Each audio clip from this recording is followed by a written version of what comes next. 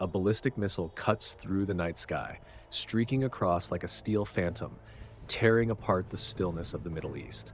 In a flash, it crosses the border, soaring above sleeping villages, carrying a terrifying threat aimed at Israel. But then, there's a sudden flash from the sea, a distant explosion, sharp and cold like a blade slicing through the air. America's Aegis interceptor system has fired, and the Iranian missile, instead of slamming into the ground, is obliterated midair. In that moment, the world holds its breath. A full-scale war seemed on the verge of erupting, only to be momentarily held back by technology. But this isn't victory, nor is it peace. It's just a brief breath before the storm. The conflict between Israel and Iran has dragged into its 12th day. Missiles, drones, attacks on military and civilian targets, all are plunging the Middle East into a constant state of fear. And this time, the United States has stepped onto the chessboard openly. No more political statements from the White House. No more leaked reports from the Pentagon. This is direct action. 5 Arleigh Burke-class destroyers from the 6th Fleet have been urgently deployed to the Mediterranean. These are some of the most advanced war machines on Earth, dubbed America's floating shields. On their decks lies the Aegis weapons system, the pride of U.S. military technology. The presence of these warships isn't just a political signal. It's a warning to Tehran. The U.S. will not let its ally Israel stand alone. But the question remains, is that presence strong enough to stop what's coming? Because Iran, after years of sanctions and isolation, hasn't just stayed silent, it has been quietly preparing. In its arsenal are no longer outdated missiles or simple launchers, but an entire stockpile of hypersonic weapons, including names that even NATO generals admit are technological nightmares, like Haj Qassem and Fattah. And to understand why the United States dares to step into this danger zone, and the terrifying risks behind every missile launch, we need to go back to the system that keeps these American warships afloat in a sea of fire: Aegis, the wall of technology at sea. Amid the turbulent waves of the Mediterranean, 5 Arleigh Burke-class destroyers slice through the water in silence, moving like steel phantoms. Aboard each vessel, the Aegis system operates at maximum intensity, unblinking, unsleeping, allowing not even the smallest mistake. Aegis is not a gun, nor is it a concrete wall. It's a seamlessly coordinated system of radar, computers, software, and weaponry. At its core lies the SPY-1 radar, an electronic eye capable of scanning hundreds of kilometers, detecting and tracking hundreds of targets simultaneously, day or night, rain or storm. The moment an anomaly appears, a foreign object, an unusual flight path, the system instantly calculates and formulates an interception plan in a split second. And when the order is given, the Mk-41 vertical launch tubes open, firing SM-2 or SM-3 missiles into the sky at hypersonic speeds. We often hear of Israel's Iron Dome as a symbol of defense, but Aegis is something else entirely. It's not anchored to the land. It's mobile, flexible, ready to deploy to any global hotspot. It's like a shield flying with America's strategic formations, protecting the fleet, defending allies, and sending a message. We control the sky, even in the middle of the ocean. It was Aegis that intercepted the first wave of Iranian missiles aimed at Israel. That wasn't easy. In the darkness of modern warfare, where everything unfolds in mere seconds, a successful intercept is the result of lightning-fast coordination between sensors, data, and reaction speed. But with that success, a deeper question begins to emerge.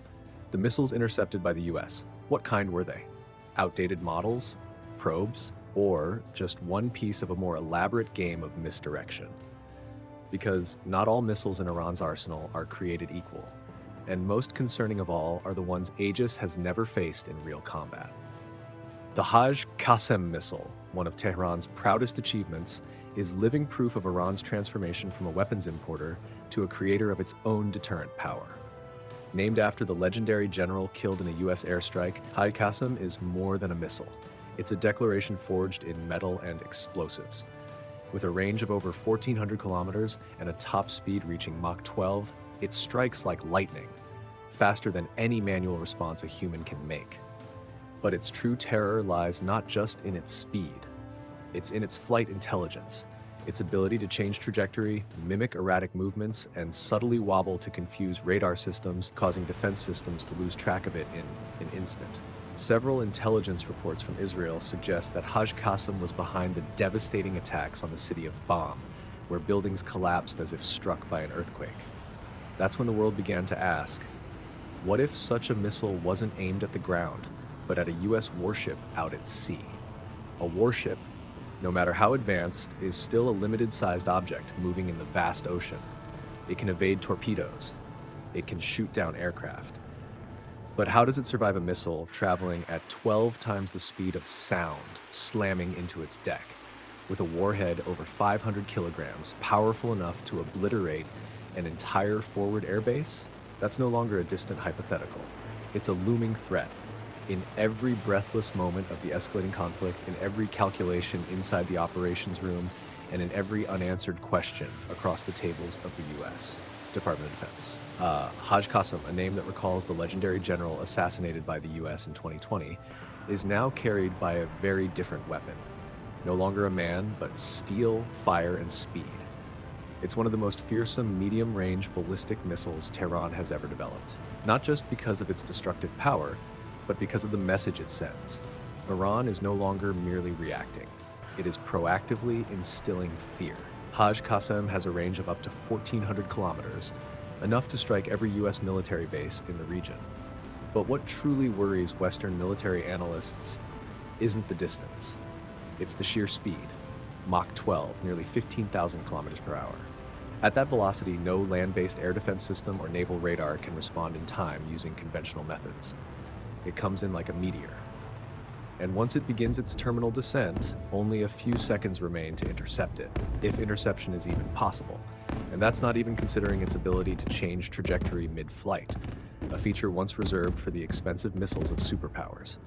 Haj Qassem can gently shift its body, spoof radar with false signals, and confuse the Aegis system by making it unclear which object is real and which is decoy.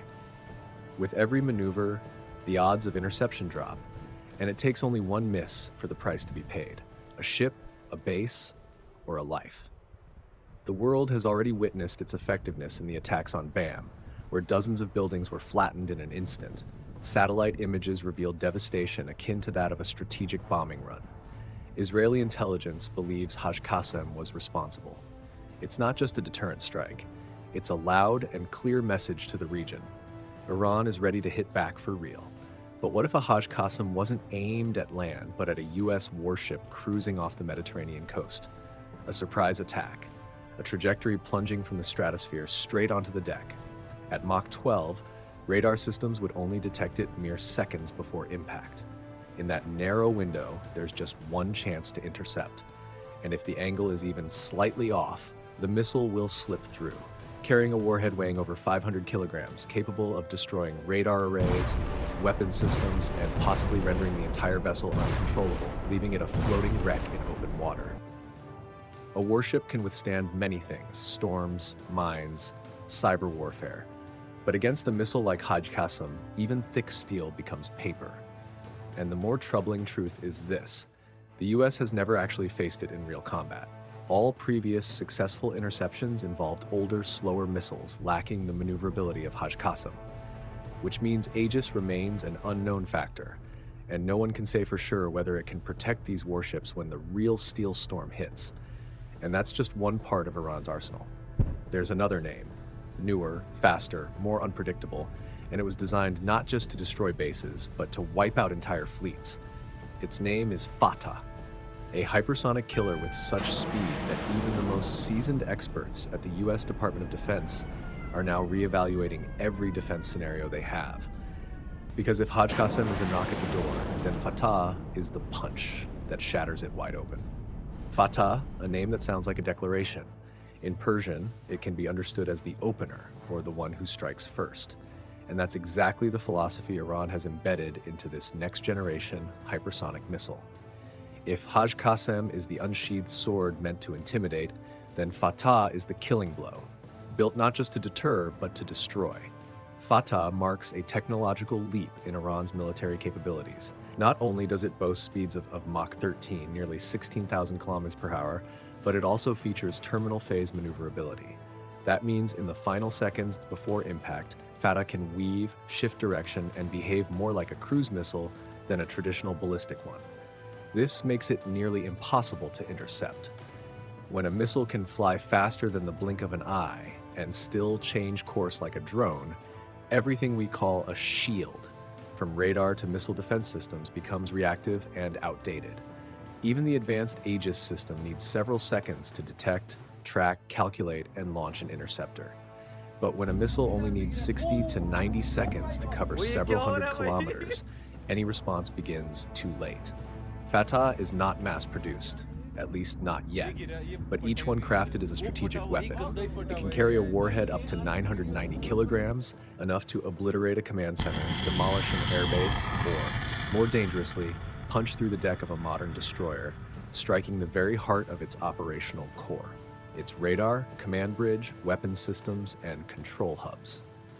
In secret exercises held in Iran's central desert, Fattah reportedly bypassed simulated versions of the Patriot and S-400 defense systems. Western officials have admitted, if launched from a sufficient distance, at the optimal altitude and under the right conditions, Fattah could penetrate even the best shields currently available, including Aegis. What makes it truly frightening isn't just the technology, but the mindset behind it. Iran didn't build Fattah for defense. They built it to send a message. If pushed to the edge, they won't strike indirectly. They'll aim straight for the core of their adversary's power. A US destroyer patrolling offshore might seem like an impenetrable block of steel. But inside, it's a complex system where a single, well-placed explosion could trigger a catastrophic chain reaction. If Fattah hits the main radar, navigation is lost. If it strikes the engine, the ship becomes adrift. If it hits the command center, the crew falls into chaos. And what's giving US military experts the biggest headache is this: in modern warfare, everything happens in minutes. There is no 0 hour, no early warning. Just a foggy morning, a missile launched deep from within Iran, and less than 2 minutes later, a billion-dollar warship could be engulfed in flames at sea. This is no longer a hypothetical. All the signs are converging. Iranian ballistic missiles have already been launched. Aegis has already responded. And now the world waits to see where the next strike will land. And if it lands on one of the warships navigating the Mediterranean, where tensions are layered thick, where allies are clinging to one another like the last thread of regional order, then that impact won't just be an explosion. It will be a geopolitical earthquake, shaking the entire strategic chessboard of the world. Imagine a calm morning in the Mediterranean. Waves lap gently against the hull. On the deck of one of the Arleigh Burke-class warships, sailors are rotating shifts, checking equipment, brewing their first cup of coffee. Everything seems routine, until the first signals flash across the Spy 1 radar. An unidentified object moving at extreme speed is incoming. There's no satellite alert, no clear sign from forward radar stations. The missile was launched from deep within Iran, a calculated trajectory designed to avoid early warning systems. And this time, it's not just one missile, but a salvo, possibly a coordinated strike of both Haj Qassem and Fattah, pre-programmed for a combined assault. Red alert sounds on board. The fleet shifts into full combat readiness. Aegis initiates its defensive sequence. SM-3 interceptors launch, streaking skyward like arrows shielding the fleet. A few targets are neutralized midair, but not all of them. One Fattah slips through, exactly as designed. Its terminal phase maneuverability lets it veer off course unpredictably, slipping past Aegis's calculations. It doesn't follow a classic ballistic arc. It twists and weaves like a steel serpent through the atmosphere, then plunges down onto the deck at Mach 13. A deafening explosion. A pillar of fire erupts. Radar systems go dark. The ship's defensive net collapses within seconds. Sailors are thrown off their feet. Another missile, though it misses directly, detonates near the engine room, sending the ship veering hard to one side. Smoke engulfs the deck. Soldiers, trained to the highest standard, now find themselves operating in what feels like a nightmare. They scramble to lifeboats. They radio frantic messages to command. They administer first aid to injured comrades while dodging secondary explosions from undeployed missiles.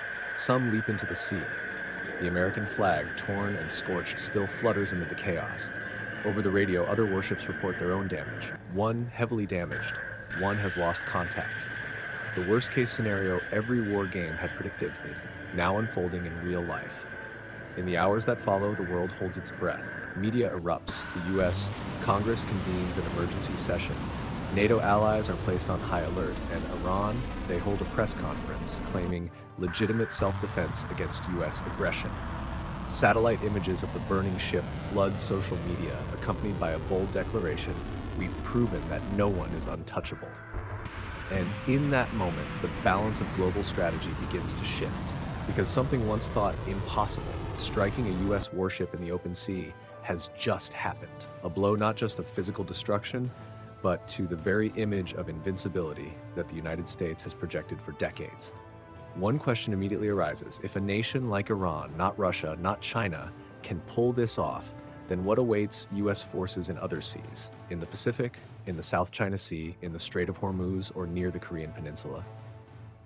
From a single missile launch, the world has entered a new zone of turbulence. It's no longer just a contest of rhetoric, it's the moment of real action. And now, more than ever, the great powers must re-examine their entire military doctrines.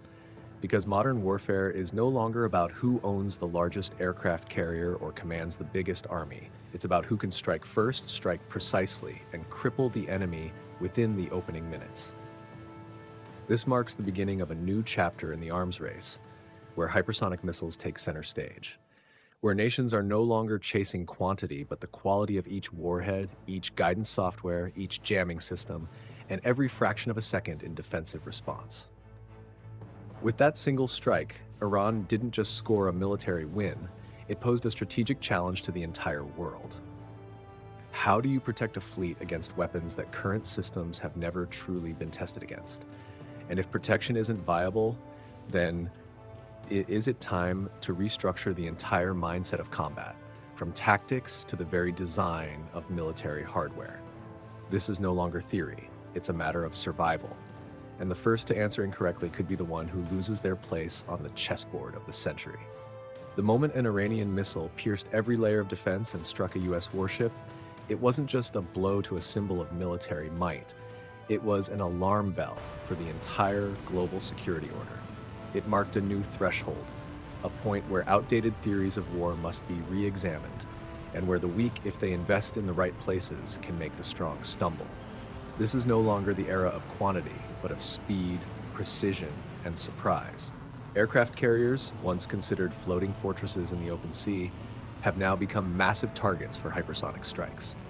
Radar systems, once thought impenetrable, now face missiles that can change course in an instant. Meticulously drawn battle maps and layered defense grids can all be rendered meaningless in a matter of minutes. The US, Europe, Russia, China, and now Iran all understand one thing: whoever masters hypersonic missile technology holds the power to reshape the global balance. From secret research labs to hidden production lines, a new arms race has ignited. Not for show, but for survival. Not to seize land, but to maintain strategic standing in a world splintering by the day. And with that, a pressing question echoes through classified briefings in the Pentagon, in Tel Aviv, in Moscow, in Beijing. Should we still send warships close to danger zones? Should we continue relying on fixed defense systems when the nature of warfare has become fluid, nonlinear, and unconventional? This is no longer an academic debate, it's a matter of life and death. In this new era, having weapons is not enough. You must know how to use them, when not to use them, and most critically, predict when, where, and how your adversary will strike. That's the essence of strategy, a challenge not meant for those still dreaming in the glow of past glories. Iran played a dangerous game, but they understood their position. They knew they couldn't build a massive fleet, couldn't compete in carrier numbers or satellite coverage, but they targeted their opponent's soft spot, its faith in technology, in overwhelming force, in the belief that no one would dare strike first. And they proved the opposite. Just a few missiles, fast enough, smart enough, can rewrite the rules of the game. From this point on, nations will have to recalculate their force deployments, their maritime security strategies, even their diplomatic posture in the face of new threats. Hard power must now be matched with soft alertness. Military dominance must be tempered by restraint, because just one more launch, one more slip, could bring down an entire fleet or unravel an entire foreign policy in less than 2 minutes. And that is the most terrifying truth of this arms race. It doesn't declare war with words, but with action. It doesn't wait for battle day. It begins the moment a red button is pressed, somewhere, deep inside a bunker in the desert. Today's battle is not the end. It's more like an undercurrent, rising silently, then suddenly swallowing what once seemed unshakable. A single missile, launched from deep within Iran, slipped through thick layers of defense and struck a U.S. warship in the Mediterranean. That wasn't just a military strike. It was a message that the world no longer operates by old rules, that no one is untouchable, and that sometimes one moment of vulnerability is all it takes for a superpower to bleed. We are living in an era where wars no longer need declarations, where a silent press of a button can ignite a sea of fire.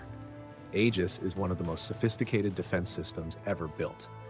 But no matter how advanced the technology, it cannot replace strategic alertness.